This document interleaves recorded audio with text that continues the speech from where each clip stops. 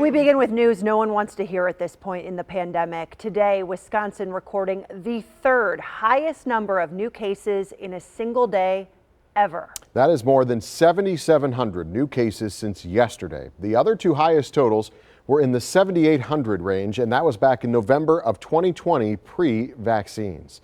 The Omicron outbreak has made its way through the Milwaukee County House of Correction, where they've seen a dramatic spike in cases in the past month. Yeah, at one point, nearly 1 of every 3 people at the House of Corrections had COVID-19.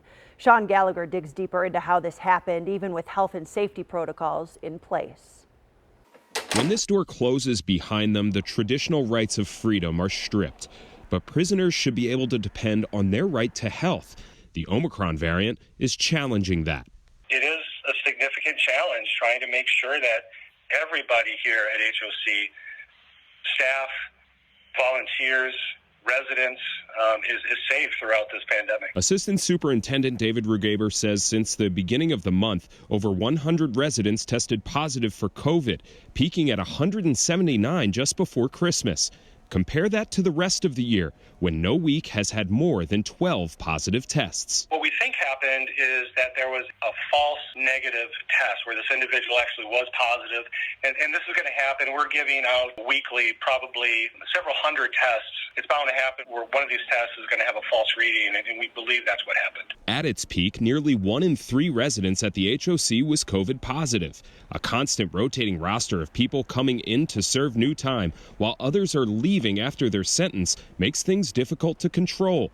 There are protocols in place meant to curb these kinds of outbreaks, according to Assistant Superintendent Rugaber, including transfers who need a negative test within 48 hours, and then they stay in a quarantine unit for 14 days, followed by another test just 2 days before they come off quarantine.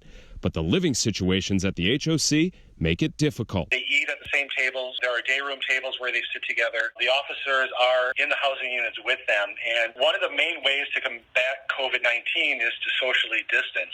We don't have that option over here. So that makes it extremely challenging, extremely difficult. It's also a constant rotation of vaccination rates. While correctional officers are required to be vaccinated, residents are not. And since April, rates average just under 50%. I think currently we're sitting at about 59 to 60% vaccination rate for our residents. So the high vaccination rate has really helped mitigate this somewhat, has helped as far as individuals that are symptomatic or severely symptomatic. We don't have anybody that is hospitalized because of COVID. We're very thankful about that. Rugaber feels the outbreak is under control. He says currently there are only 54 positive cases, and those people are isolated from everyone else.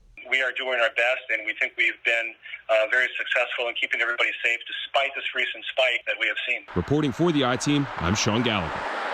Well, the pandemic